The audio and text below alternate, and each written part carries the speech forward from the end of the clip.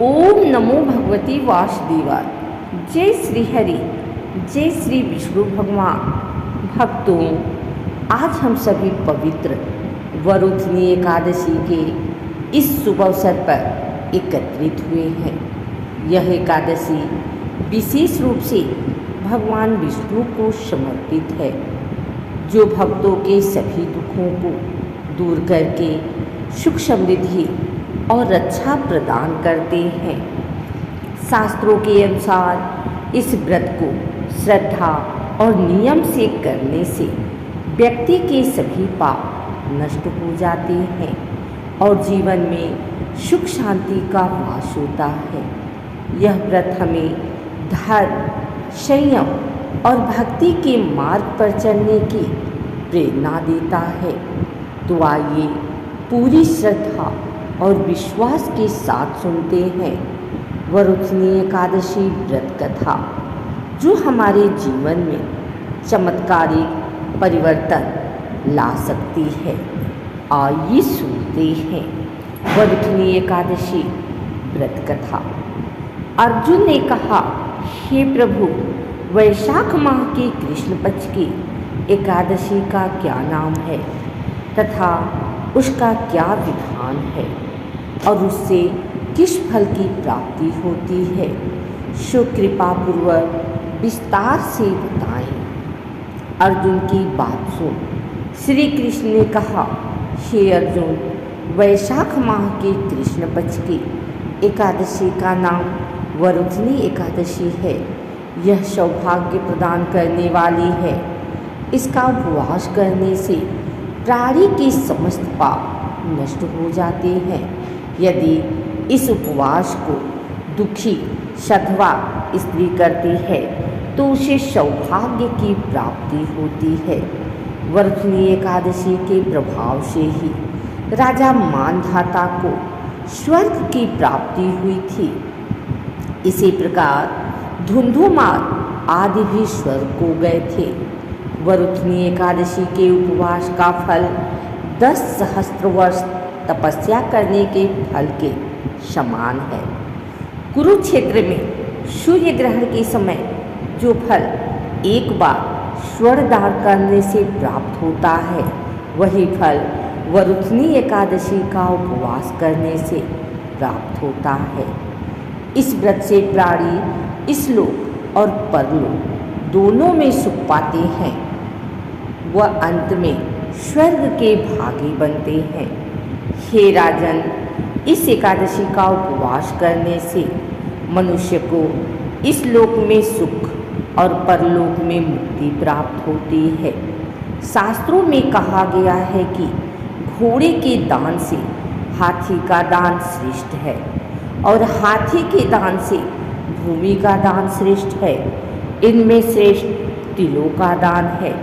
तिल के दान से श्रेष्ठ है स्वर्ण का दान और स्वर्ण के दान से श्रेष्ठ है अन्नदान। संसार में अन्नदान से श्रेष्ठ कोई भी दान नहीं है। अन्नदान से पितृदेवता, मनुष्य आदि सब तृप्त हो जाते हैं। कन्यादान को शास्त्रों में अन्नदान के समान माना गया है।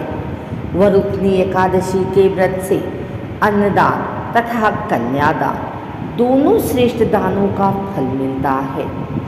जो मनुष्य लालचवश कन्या का धन ले लेते हैं या आलस्य और काम चोरी के कारण कन्या के धन का भक्षण करते हैं, वे प्रलय के अंत तक नरक भोगते रहते हैं या उनको अगले जन्म में बिलाव जोनी में जाना पड़ता है।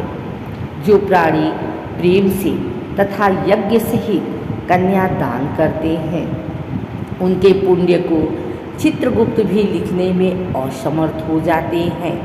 जो प्राणी इस वरुथनी एकादशी का उपवास करते हैं, उन्हें कन्यादान का फल प्राप्त होता है।